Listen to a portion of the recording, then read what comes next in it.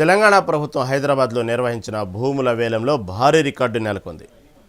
రాయదుర్గం ప్రాంతంలోని నాలెడ్జ్ సిటీలో ఒక ఎకరం భూమి ధర 177 కోట్ల వరకు చేరింది. ఈ వేలంలో ఎంఎస్ఎన్ రియాలిటీ సంస్థ అత్యధిక ధరతో 7.67 ఎకరాల భూభాగాన్ని సొంతం చేసుకుంది. ఈ భూమి హైటెక్ సిటీ, గచ్చిబౌలి వంటి కీలక ప్రాంతాలకు సమీపంలో ఉండడం, Miyapur metro station, outer ring road, అంతర్జాతీయ విమానాశ్రయం వంటి ప్రధాన కనెక్టివిటీలతో నేరుగా లింకు కావడం ఈ భూభాగంపై ఎక్కువ డిమాండ్కు కారణమైంది.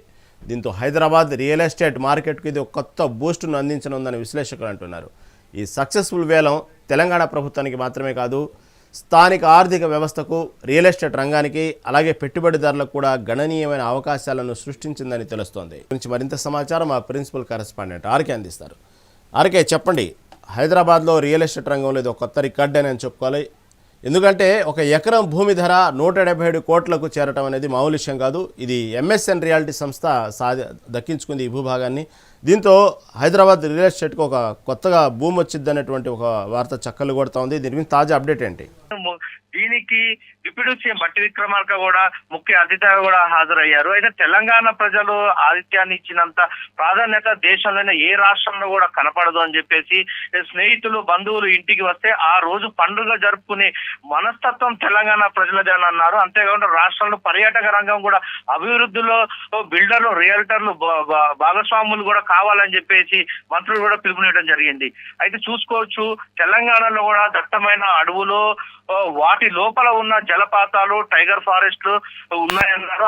హైదరాబాద్ లో కూడా అంతర్జాతీయ విమానాశ్రయము, మౌలిక సదుపాయాలు అందుబాటులో ఉన్నాయని చెప్పేసి రియల్టర్లు కూడా, విధి వర్గాలను కూడా ఆ ప్రాంతాలను వారిగా కూడా తీసుకోవాలని చెప్పేసి, అంతేకాకుండా ప్రతి సంవత్సరం పట్టణాభివృద్ధి కూడా ప్రణాళిక వ్యయం కూడా భాగంగా కూడా బడ్జెట్ లో 10,000 కోట్లు కూడా కేటాయిస్తామని చెప్పేసి చెప్తున్నారు. అయితే 2 సంవత్సరాల్లో కూడా 20,000 కోట్లు కూడా కేటాయించి చేపట్టిన పనులు ఫలితాలే ఇప్పుడు కనిపిస్తున్నాయని చెప్పేసి, ఈ పనులు హైదరాబాద్ రూపరేఖలను కూడా మారుస్తాయని చెప్పేసి కూడా ఇటు మంత్రులు కూడా పేర్కొనడం జరిగింది. అయితే ఇటీవల 39 ఎస్టీపీ ట్రీట్మెంట్ ప్లాంట్ పనులను కూడా ఆమోదించాము. అంతేకాకుండా సివీరేజ్ ప్లాంట్లను కూడా తాగునీటి అవసరాల కోసం కూడా సుమారు 11,927 కోట్లు కూడా ఖర్చు పెట్టాము.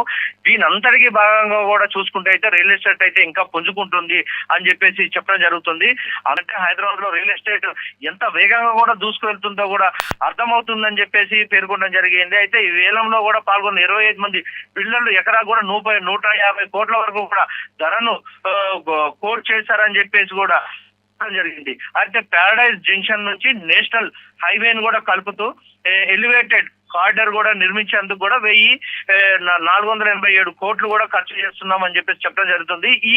ఈ నిర్మాణం జరిగితే మాత్రం ఇంకా రియల్ ఎస్టేట్ పరిసర ప్రాంతాలలో కూడా పెద్ద ఎత్తున రియల్ ఎస్టేట్ కూడా పుంజుకొని ఉన్నది అని చెప్పేసి చెప్తున్నారు. అయితే నిన్న అక్కడ ఉన్న సంబంధించిన బిల్డర్లు కూడా సీఎం రేవంత్ రెడ్డి ప్రత్యేకంగా వీటి దృష్టి సారించారు. దానివల్లే కూడా ఇక నుంచి చూసుకుంటే అయితే రియల్ ఎస్టేట్ తెలంగాణ వ్యాప్తంగా కూడా పుంజుకుంటుంది అని చెప్పేసి అక్కడ ఉన్న, అంటే ఆ సమావేశంలో ఉన్న మంత్రులతో పాటు రియల్ ఎస్టేట్ వ్యాపారులు కూడా చెప్తున్నారు.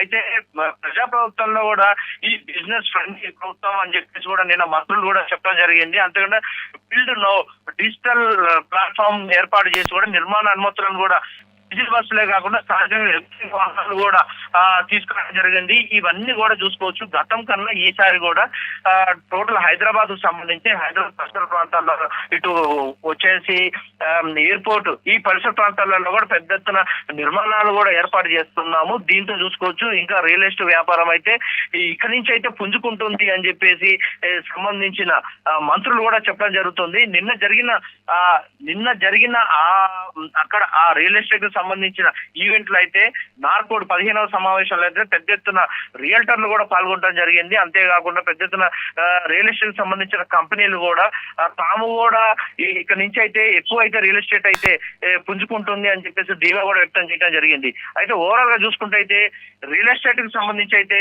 పెద్ద ఎత్తున మళ్ళీ రియల్ ఎస్టేట్ పుంజుకునే అవకాశం ఉంది. ఎందుకంటే ఇది కేవలం హైదరాబాద్ లో ఎకరం భూమి కూడా విలువ కోట్లలో పలకడం, అంతేకాకుండా పరిసర సహా ఈ వచ్చేసి శంషాబాద్, అంతేకాకుండా ఇటు అన్ని ప్రాంతాలలో, సరిహద్దు ప్రాంతాలలో డెవలప్మెంట్ కు సంబంధించిన అన్ని ఏర్పాట్లు కూడా పూర్తి చేస్తున్నాం అని చెప్పేసి ఇటు మంత్రులు కూడా చెప్పడం జరుగుతుంది. రానున్న రోజుల్లో కూడా రియల్ ఎస్టేట్ ఇంకా పెరుగుతుంది అని చెప్పేసి కూడా చెప్తున్నారు. అయితే మధ్యతరగతి వాళ్ళు కూడా భూమి కొనుగోలు చేసే వీలు ఉంటుందని చెప్పేసి అక్కడ సంబంధించిన రియల్టర్లు కూడా చెప్తున్న పరిస్థితి నెలకొన్నది. అయితే రియల్ ఎస్టేట్ పుంజుకోవడం వల్ల కూడా ప్రభుత్వానికి కూడా లాభం జరుగుతుంది అని చెప్పేసి ఈ ధీమా అయితే వ్యక్తం చేస్తున్న పరిస్థితి నెలకొన్నది. Rahman, right, thank you for update.